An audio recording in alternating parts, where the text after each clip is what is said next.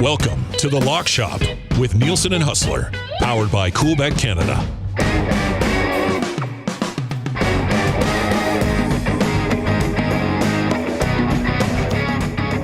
What's going on, Lock Shoppers? No Nielsen today. It's Huss and the big brain, Matty Iwanyk. And we have a lot to get to. We've got a big Thursday nighter tonight in the National Football League AFC East matchup in South Florida between the Bills and Dolphins. We have also got to get to our CFL picks and much more heading into the weekend. Great to see everybody in chat, and a special shout out to Kyle Mitchell. What's up, Kyle? Good morning, all. Just signed up for Coolbet and used the promo code LOCKSHOP to turn my deposit from $50 to $100, and I put $5 down on the EST parlay. Let's see how it goes. Good luck, Kyle, and everybody else. We will touch on that EST parlay, and I think I might have one to cook up as well, considering we're 1-0 for Thursday night primetime parlays after the Raise the Banner parlay cashed last week for the Chiefs versus the Ravens. Matty Iwanyk, how are you, my friend? I'm good. Have you seen the EST parlay for today that we built for this game?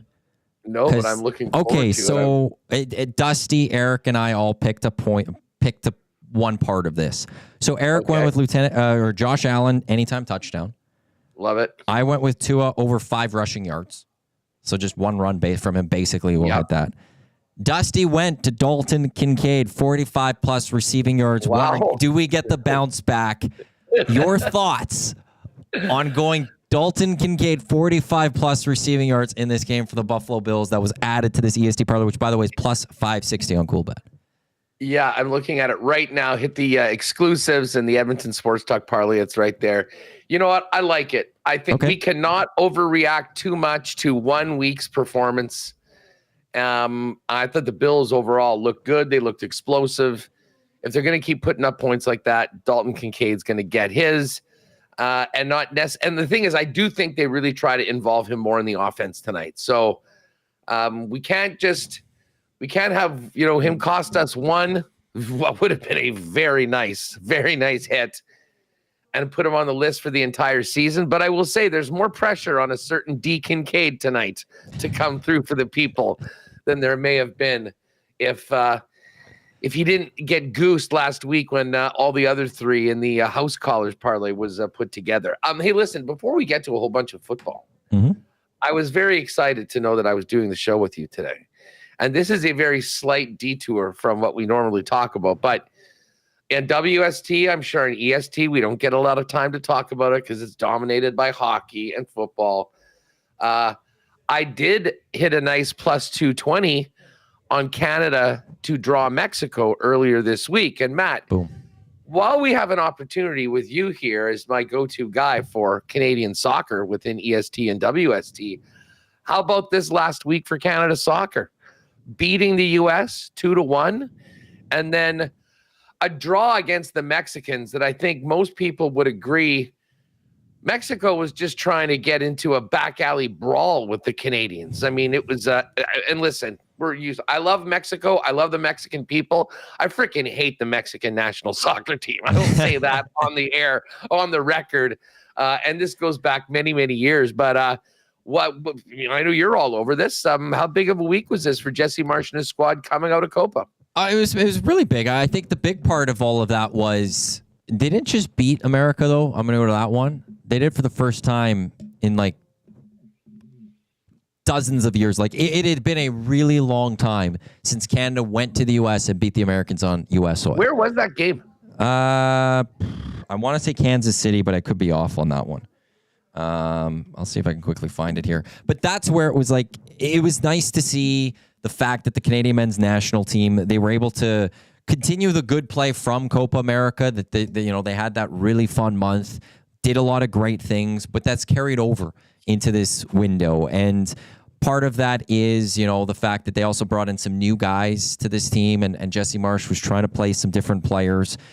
And then the Mexico game, Mexico is not the same Mexico as they once were, but Canada is still showing that, well, we're the kings of CONCACAF. We were the best team through the World Cup qualifying leading into the 2022 World Cup. We were the last remaining team at Copa America, which we all praised as the kings of CONCACAF then, and that's why I still say I'm the king of EST when it comes to poker, since I was the last one there. I didn't win it all, but I was the last one there, and that's why I was the king. And Canada's the kings of CONCACAF. So when it comes to this window, it was huge. It's not like they went out. It was in Kansas City. It's not like they went out and stubbed their toe. It's the Americans were upset by the loss. They did hire their new manager in Pochettino. But it's good. But also we have to get used to this too, that we'll see these three teams play each other a lot because Europe's soon going to get into their World Cup qualifying. South America's already in their World Cup qualifying. Then when these international windows come, those nations are already busy. So who's Canada and U.S., Mexico going to play in these friendly windows or these international ones? They'll have to play friendlies against each other. But it's just also just more of the same, which is great to see that the rise from that Copa is still there. And hopefully it could continue trending in that proper direction. Hey, if I asked you a year ago what the next year would look like for Jacob Schaffelberg, would you have been able to possibly predict what a big part of this team he's been? And I imagine, I've been reading a lot of stuff coming out of these games this weekend. It sounds like the Maritime Messi, as some call him, may not be long for MLS as well. No, yeah, he'll make a jump soon. I will say he did say, I remember during Copa, he's not a fan of Maritime Messi. He plays a different game than Messi and doesn't want to be compared to him. So he was one that don't call me the Messi. I don't think I could have predicted this because he looked like a good player, but he's now become a little bit of a household name. He was called Maritime Messi. Yeah, that in itself. He was a straight up star for us at the Copa. Absolutely, he was, and he's the guy that scored the big goal to get them into Copa in that play-in game against Trinidad and Tobago. I think he scored. Was it the opener or the finisher? He scored one in that game. But it just seems like every time Canada gets to a major tournament, whether it be or a major event, I will say Copa or Gold Cup, Copa America. I could probably take the World Cup out of this because it wasn't as strong. But World Cup qualifying. There always is that player or two that just steps up, and then we all of a sudden go as a nation, who was that? Where did this person come from? For me, years ago, Jonathan David, I remember him at a Gold Cup going, who's this Jonathan David? And we've seen his career go off. Then there was the Gold Cup where, Stefan Eustáquio and Tejan Buchanan really hit the scene. And then into that World Cup qualifying, everyone knew who Alistair Johnson was. And I think that's going to be the comparison to Schaffelberg, is Alistair Johnson was in Nashville. He goes to Montreal, and then all of a sudden he's in Scotland. He got the call up to Europe. Schaffelberg, he's in MLS. He's now growing. European clubs are going to be watching him, and we're going to watch him go over to Europe and keep growing over there. And Tejan Buchanan did that. Ishmael Kone did that. So, yeah, he's not long for the MLS. He'll be in Europe at some point soon, and that's just a good thing. It's like in Canada basketball. A lot of our best players, they go to the States for high school, and they develop through the U.S. system. That's where you're going to get it at the best. We don't have that development here in Canada. Can't wait to see Jacob Schaffelberg go to Europe, because that's where you're going to get your best development, and that's where you're going to grow even more. A year ago, though, would have never guessed. Not at all. I also saw something today that, and again, this is just one of the many things that follow up in my feed. I didn't go down to check it out, but a Celtic account saying that Alistair Johnson might be the next captain of Celtic as well. So really, there's some Canadians. Yeah, just read that this morning, which was kind of interesting. And I wonder with him is how long does he stay in Scotland, or when does he get that bump up to the next club higher? Scotland's a great country, but it's Celtic and the Rangers. That's it. At what point does that nation that country have that club that's a bit higher, whether it be Premier League or whether it be somewhere in Italy or something? Go, that's a guy we want. But I didn't see captain. Good for him. Yeah. All right. Well, listen, we talked international football. Let's get to Canadian football, and then 4 down American football as we continue this segment. Listen, your Elks, You must be so pumped. Not only did they get the sweep, MBT comes in and plays his ass off and helps the team win, but they're going back to Trey Ford. Damn right. I'm pumped. And listen, it's bye week, and then we got a little head-to-head, home and home, Bombers and Elks, who've certainly been the two best teams in the West over the course of the last month and a half. What's your make of the Elks situation and just the landscape of the West before we look at these games? Well, the Elks, I'm stunned that they're actually going to Trey Ford. I was skeptical that this coaching staff would go to Trey Ford. I felt like he was dressing, and then me and Jay Milne on our pregame show were wondering, is he healthy enough? Like, if he's healthy enough to be dressed, why isn't he playing? And so that made me call question marks. And then one of our guys here, Murray, he had it to me. He sent it to me before the game this past week going, he wasn't 100%. And after the bye week, he'll be named the starter. And that night, Jarius Jackson named him the starter. So Murray McCourt got it first. But to me, it's the right way. If you're going to...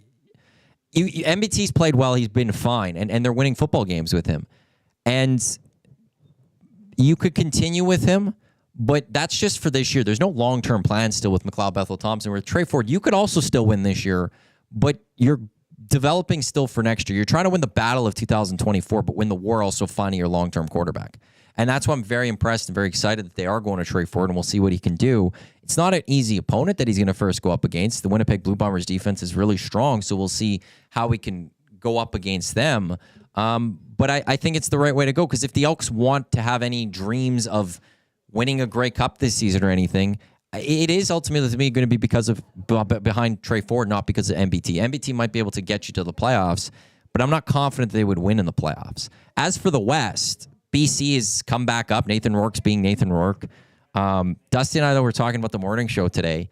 You keep saying it's a two-horse race, it seems, in the CFL West. Or that's I kind of feel that it is. I think it's going to be BC or Winnipeg. The thing for me, though, is what if the Elks go and sweep these two? Then it's the Elks division, it's theirs. But then they also have to catch BC. But BC, but they have the season series against BC. They have the season series against BC. And they're 2 games behind them. And they're still gonna have their drops. The Elks afterwards, they get Toronto after the Winnipeg, Toronto, Calgary, and Saskatchewan. The order's wrong there. I think the Elks are a better. I could see that. I could see the Lions still losing a couple, and the Elks, if they could go on a little bit of run. And I don't think the first is completely out of the question. For it to happen, though, they got to sweep. If they don't get a sweep, it's not happening. Well, I would say that if they want to win the West, I think they have to run the table in the season. Yeah. But if they sweep Winnipeg, they're not doing it at 9-9. If they sweep Winnipeg, they're beating Saskatchewan, they're beating Calgary, they're beating Toronto. And they're 5-8 right now? Yeah. So that would get them to 10-8. Even 10-8, I don't think is going to be good enough. Why? It's just been that year in the West where everyone's kind of come together and bunched up. If there was only one team ahead of them that they could have the tiebreaker against, I'd say, hey, all bets are off. Listen, I don't completely rule it out, but I'd say it's let's throw 95% on that the West Final is going to be in either Winnipeg or BC. Now, I think there's a good chance that Edmonton might be playing in it, which would mean that they will have won the West Final. What I would like to see, and I mentioned this yesterday on WST, I'll see if Jake, with Edmonton and the Bombers on the bye, and the Riders are on the bye this week too? Yeah, it's at that. For those three teams. The three most important teams. I would love to see playoff odds to make the playoffs, Elks versus Riders.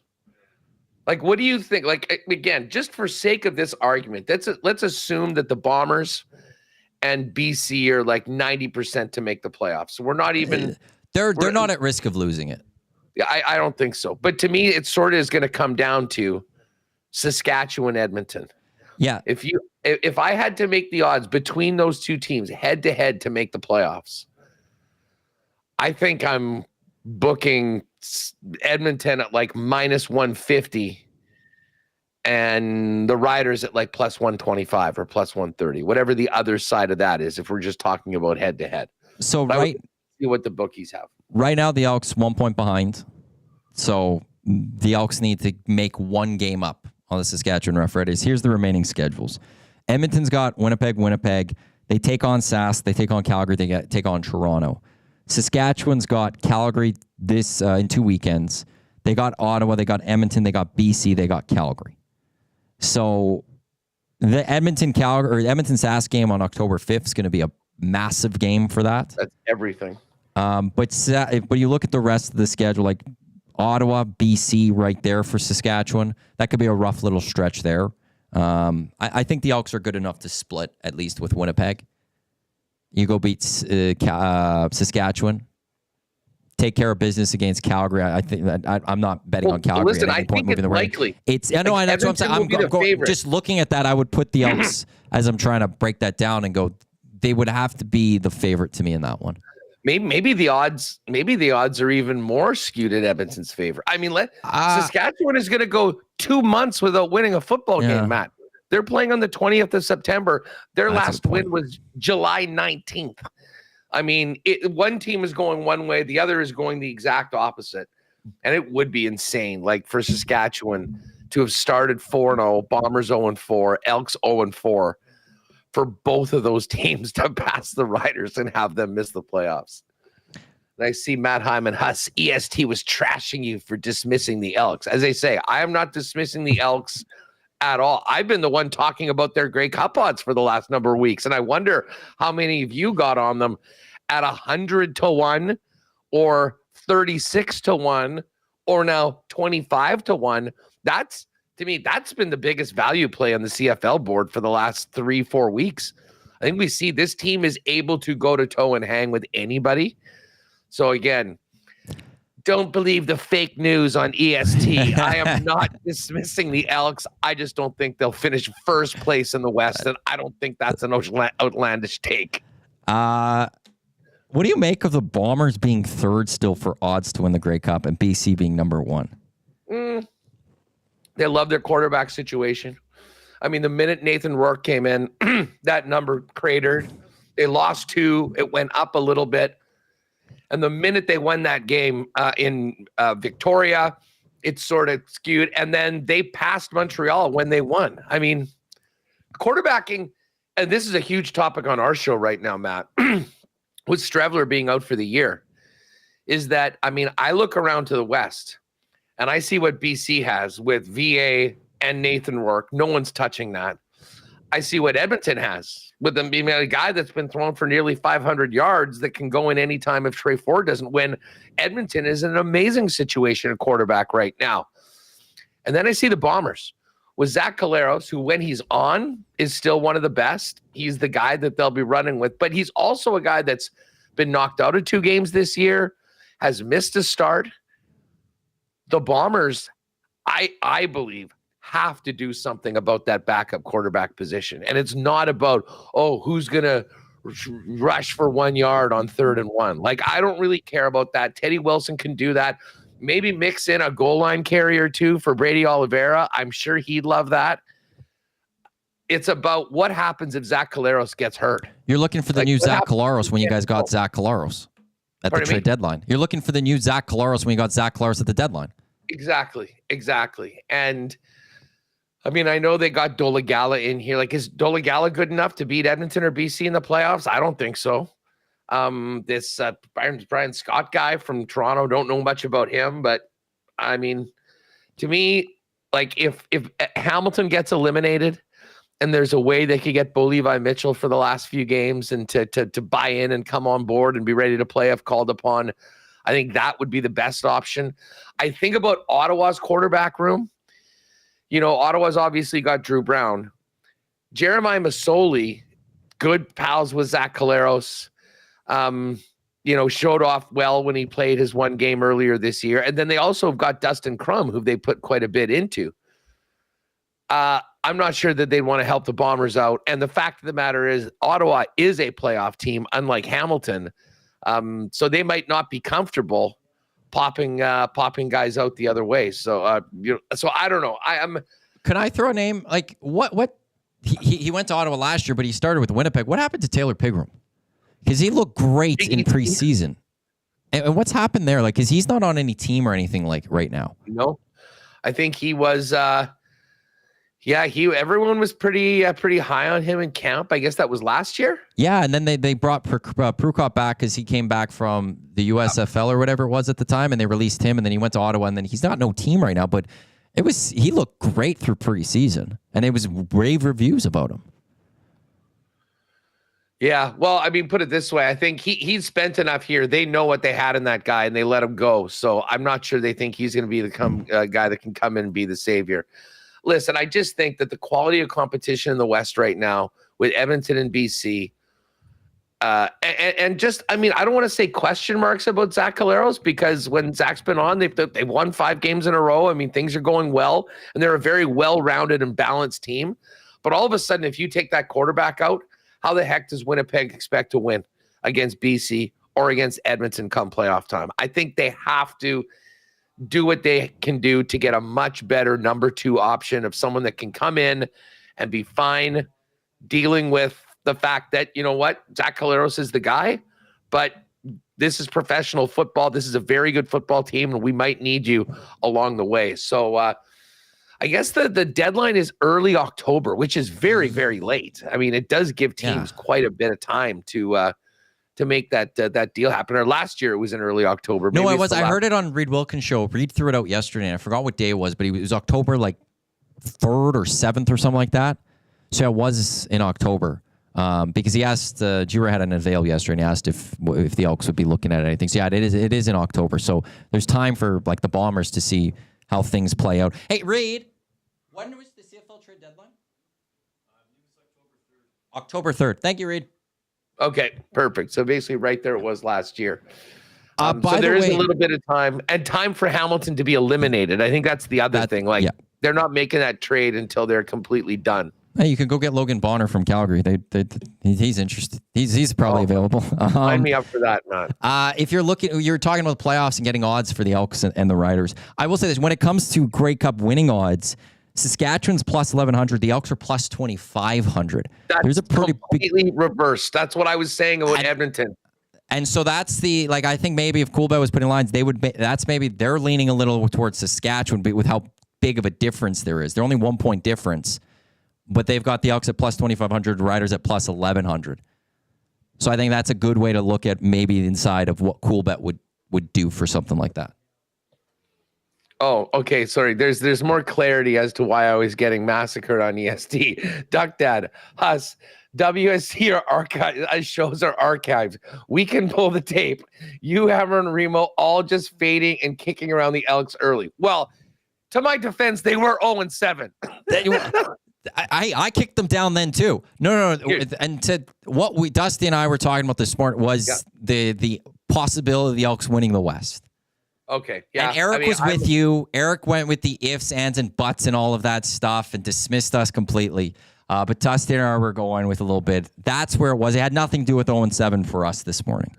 You guys are high on your own supply, and I like it. I mean, hey, the Elks have gotten people fired up. And I'll tell you what, this game, Maddie, Dusty was telling me when he was here in Winnipeg, this next game is going to have a heck of a crowd too, apparently. Yeah, I was just looking at it on Ticketmaster in the last show. And, we're still, a week away from that game. Where tickets were a week away before the rematch is probably what I would say I'm seeing right now. The west side is selling quite nicely. The east side usually has more tickets. It's still got some. But as we get into next week, as we get a better read of the forecast, I think more and more it's going to sell more. And it's not going to be 32-144 or whatever it was, but I think we'll be seeing a high 20,000 game for that one. There's a lot of buzz, 5 and 6, and the city loves Trey Ford, and they're going to see him start yet again. And and the last game though, the lower bowl was pretty much full. It was sold out. It was a sold out lower bowl, 32-144. Okay, you know what? Let me just, as I say, as a neutral observer, but someone that loves the Canadian Football League, it was churning my stomach to see how many empty seats there were over these last few years. It is awesome to see a little bit of momentum going forward for this football team. And as we mentioned, I mean, you're looking at these futures right now. The Elks are only up, and it is like 3 weeks ago. I think they were 100-1. Yeah. They went to 36-1. Now it's 25-1. The Elks should be 11-1 right now, and the Riders should be 25-1. If you want to be like, I don't know whether that's even mixed up. I know Saskatchewan is up by half a point, but I mean, for crying out loud, they haven't won in 2 months, as I mentioned. The Elks, all they've done is won lately. And I mean, I think you look at the schedules right now, and it would favor Edmonton. So I'm quite interested in that. Now, I see Patty was coming in here, although Zach's just here to connect him and bring him on. Okay, excellent. We'll get Patty in when we do it right now. But listen, let's take a quick look at these games on the weekend.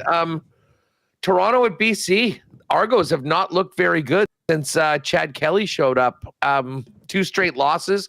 Humiliated. I mean, that game was over before we were finished tailgating for the Banjo Bowl on Saturday. They're 4.5 point dogs in BC, and BC seems like they're rolling, Matty. Where are you on this one? Yeah, well, even when Chad Kelly came back, it took a rouge for them to win that football game at the end, right? Like, and they were trailing early in that game. So, like, these are the 2 teams trending recently in opposite directions, both in similar stories, getting that new quarterback or the return of the quarterback with Chad Kelly and Nathan Rourke. And Toronto now, they've got to travel to the West Coast. It's, you look at 4.5. It's hard not to just bet on BC right now, and it partly also bet against Toronto just because of the way these 2 teams are trending right now. Chad Kelly had a really good game last week still when you look statistically, but that's also because they were blown out, as you mentioned early, and he was able to load up those stats. 3/4 of garbage time. Absolutely. So for me, I feel like it'd be foolish. I was bet against BC the last couple of weeks. Now I feel like they're back, so I'm on the BC lines. I'm on BC too. They are, and again, that's a scary team when they get going. Betts is back. Nathan Rourke is feeling it right now. They're going to be a tough out. I think they get it done at home against BC. This Ottawa-Hamilton game, I think, opened at 5. It was at 4 yesterday when we did our picks for EST. It's now 3.5. And again, Ottawa maybe has been undervalued all season long. But they got the Ticats, who do have maybe some momentum coming out of that Labor Day win. And their season's certainly on the line. It's hard to imagine the Ticats making the playoffs if they do anything other than go 5-6 in their final 6 games. Can they keep it close at home in front of those Rowdies in the Hammer? This one's tough for me because I was just against Ottawa for the longest time. I just didn't believe in them. Finally, Touchdown Pacific was the one I was like, okay, BC's not doing well. Ottawa's doing great. Let's go with this. And they get smoked in that one. But then last week they have a nice bounce back against the Argos we talked about. But then ever since the Elks just absolutely destroyed the Ticats, they've looked like a football team. They went out to Winnipeg, took on the Bombers. Yeah, it took that Zach Collaros comeback for them to lose that football game. They get off to an early lead, allow Toronto to come back, but they go win Labor Day. This is a team that's actually starting to play some good football. And because with Ottawa, I don't know still what to make of them. If it was 5.5, like you said it was at the start of this week, I probably would have taken Hamilton. I would have went with Hamilton to cover that. At 3.5, it's such a tough spot for me. I'm probably going to take Ottawa with the points, but it's close. Like I think this is that they think it's like, yeah. I think Ottawa finds a way. I think the luck maybe not luck, but I think that play of Hamilton just maybe comes down a little bit as Ottawa maybe they're still looking at could they still try to go get the East? Well, for sure. I mean, they're 8-3-1 right now. Montreal's 3 back. Listen, I'm taking Hamilton. I had them early on at 5 and 4.5. I'm just going to stay with it. I feel less. I would have loved to have that extra half point or point. But again, this is tough, and I've been bad on Ottawa like a lot of people have all year long. So take that for what it's worth. But I'll take the Ticats and the home dog. And then for me, Montreal at Calgary. This is an easy selection for me, even though they just came off a loss. The one thing that I think we can all agree on is the Stamps are going nowhere fast. And that is the team that I have already mentally crossed off the list for the playoffs. I don't care that it's 5.5 points on the road. I think Montreal shows off that they're still the best team in the league at the expense of the Stamps, who just don't seem to have any answers and can't wait for the season to be over. Yeah, you got Montreal, who's pissed off from last week. They're angry. And you got a Calgary Stampeders team that's just bad. They're just plain bad. Going back to Jake Mayer, it's an easy Montreal minus 5.5. There's not much else that you need to say beyond that. Like, you just have to say Calgary's bad, which they deserve. They've been good for how long in the West? They've dominated that division for how long? It's about time they now feel what it's like to be at the bottom of this division. I'm going to see what Dusty thinks about that Ottawa-Hamilton game. And yeah, did he send in his picks? Yeah, I was just looking to see if I got any picks from him. I did not. Okay, well, we'll find out. But we will get up a partner parlay, which will lay the points with BC and with Montreal. I don't mind going with like for the parlay. I don't mind going with Hamilton on that one. The hammer. Yeah. Might even see if we can get it to 4.5. Maybe we'll do that, which is where if you stick with 4.5 for BC, 5.5 for Montreal, I think taking that extra point for Hamilton. Yeah, I think that'd be nice. All right, I'm going to send that over to Jake, but we'll do BC minus 4.5, Hamilton plus 4.5, and Montreal minus 5.5. That will be the partner parlay. All right, I think Senor Gregoire has connected properly. Zach Tickham, let's see if we can get the 3-man weave going. And here's Patty. What's going on? How's the Mafia feeling heading into a little Thursday nighter tonight? It depends which side of the Mafia you ask. If you ask the unrealistic Mafia, they think they're going to stomp the Dolphins by 40. If you ask the more reasonable side, they're in for probably a high-scoring game where you're going to be clenching your butt cheeks the whole time, and pretty much it's going to be next touchdown wins because mom's calling you in for dinner. I think this is going to be an all-out shootout. If you watch that Buffalo Bills game in the first half, the defense couldn't stop anything. And although I do really think that Cardinals offense is much improved, and I think actually are going to put up a lot of numbers this year, they're not what the Miami Dolphins are. If this game was taking place in December, in January, heck, even late November over Thanksgiving, I'd be feeling a lot more confident. But this Miami Dolphins team cooks. I know in the first half they didn't look great. Very similar game to what we saw with the Bills.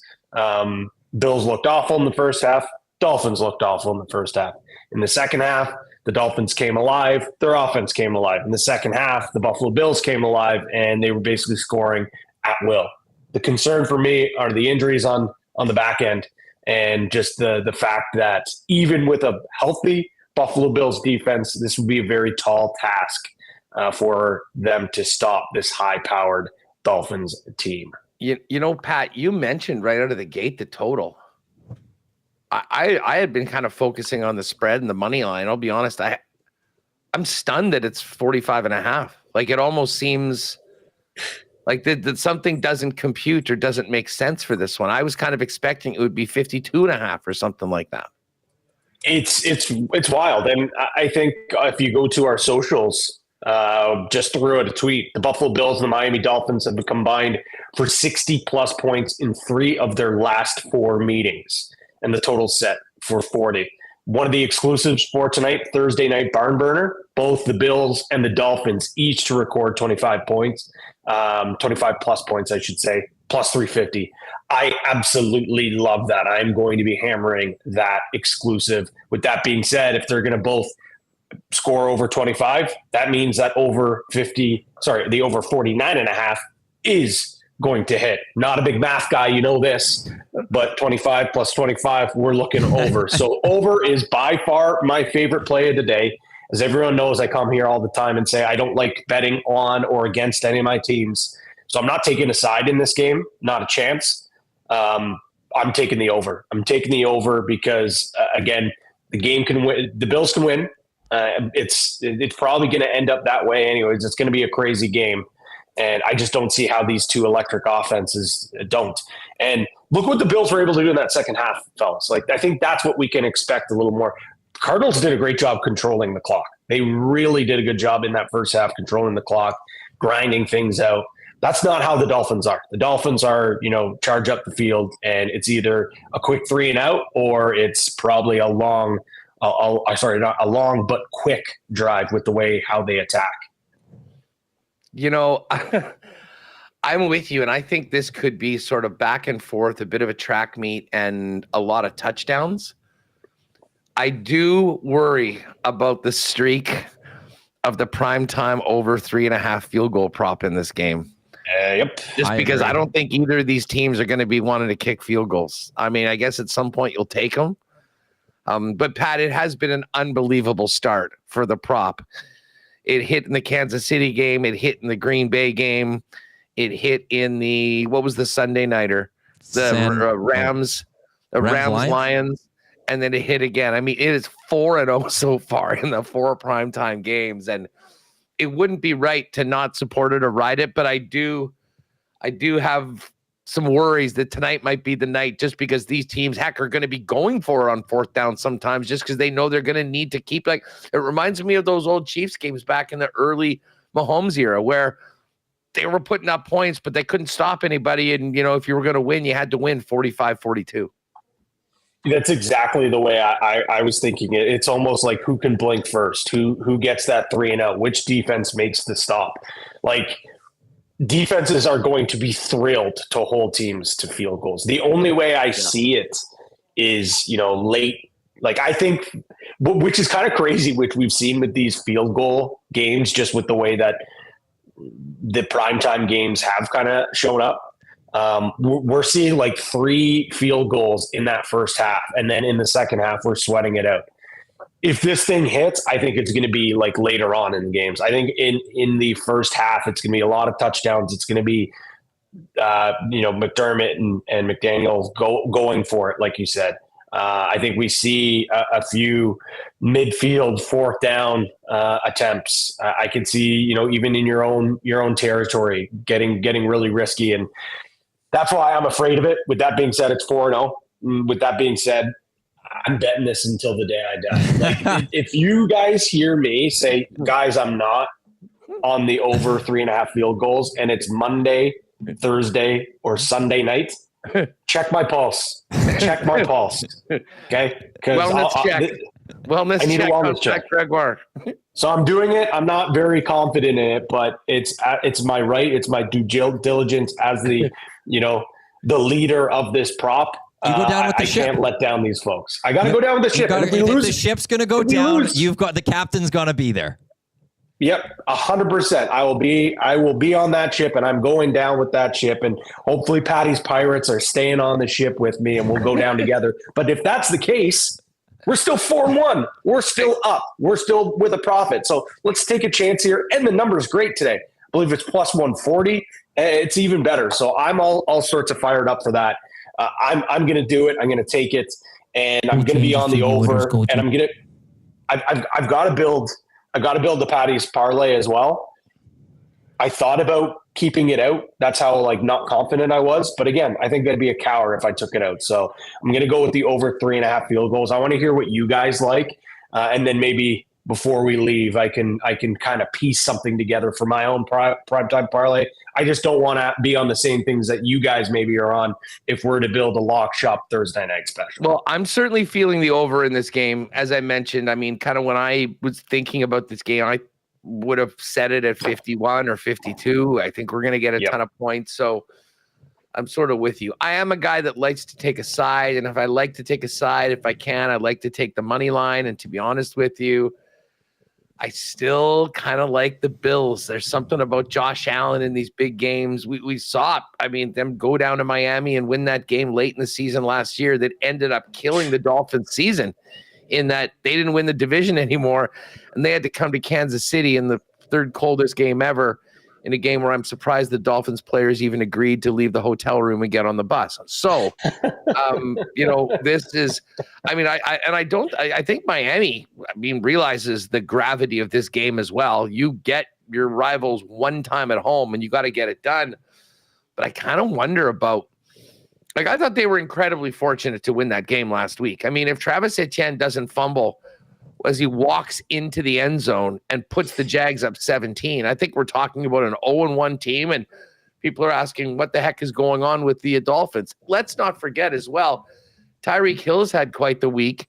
He's been, on CNN with Caitlin Collins, and to his credit, actually owned it a little bit yesterday and said that he could have handled things a little bit different. But I do wonder, it's already a super short week of practice. You have all this stuff around the football team. Very different story with the Bills. They're coming there for one reason and one reason only, that's to win the game. So I actually like the Bills. I'll be taking them on the points. I'll have them on the money line. And I was about to put a Josh Allen-centric parlay together, but it's basically already done. It's in the Coolbet Daily exclusives, and it's the dual threat delight.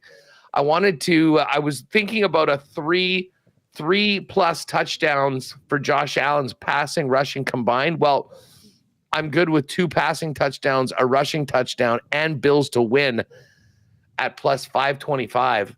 And then sort of really focus in on the over for the number, and then maybe a touchdown proper too. But I'm with you, Pat. I think that if you were just going to make one wager tonight, I think we just go with the over and let the points come.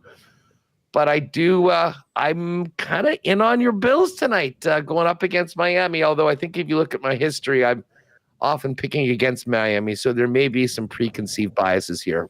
What do you got, Iwanyk? In this case, too, though, it's like the Bills, it seems they have a good record against the Dolphins. Like, the Dolphins struggle. Like, they can do well against the Jets. They can do well against the Pats. But they can't do it against this Buffalo Bills team. And in the end, if the game's on the line and we're talking about who's going to get that last point to win it, I'm going to trust Josh Allen in this situation over Tua in the meeting between these two teams. But as you guys talk about how, like, this game, there's going to be a lot of touchdowns scored. Well, with the Dolphins, you kind of know there's a lot of weapons that could get those touchdowns. You can go to Tyreek Hill. You can go to a Waddle.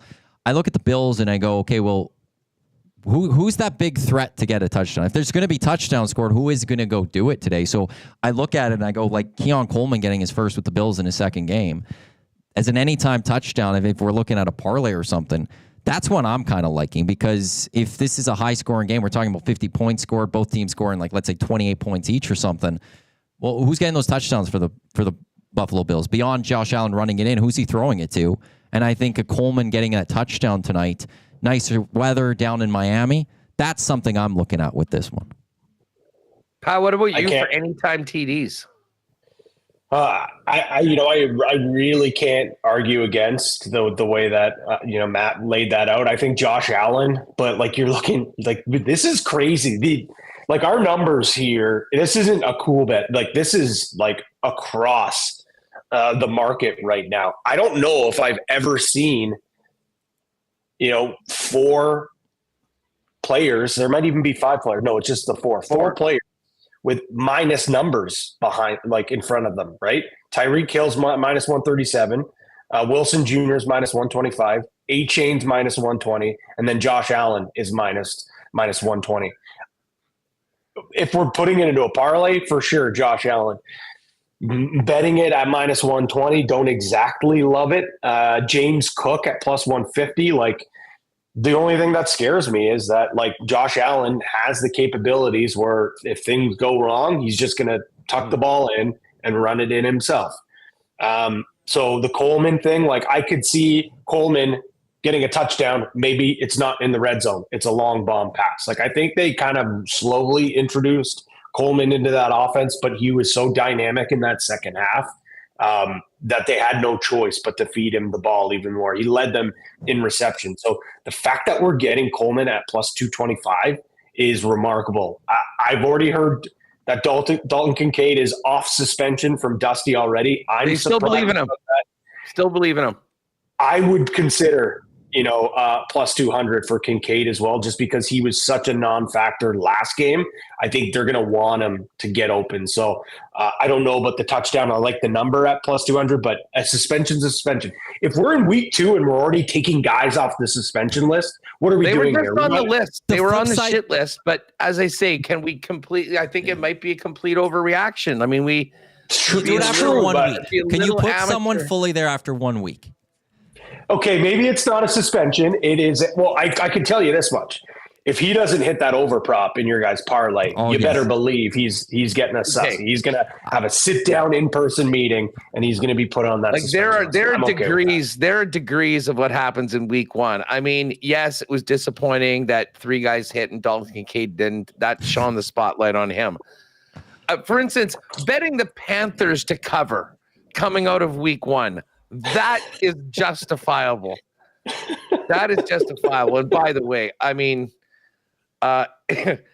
if you want some peak internet, although some of the jokes might be a little over the line, check out go to the Panthers Instagram account and check out their 9/11 post and the comments coming out of the game. It was well, listen, there was some very clever stuff.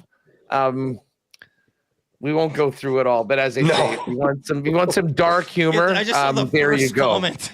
Yeah, I think I know the comment you're talking about. It's oh boy. A second Saints receiver has hit the end zone. I mean, I am closing this. But yeah, I don't need to be reading that right now. You know who I do like from the Miami side for an anytime touchdown is Jalen Waddle. I think he's sort of forgotten. I mean, he is a legit top 20 guy, I think, in the league. Tyreek Hill gets all the attention, and he's going to get a lot of attention by the Buffalo defense. Waddle's a game changer. I like Waddle at plus 150 to get in. As I say, I mean, Josh Allen, I think, is almost seems like a lock every week to get into the end zone at plus 120. So I do like those. Maybe an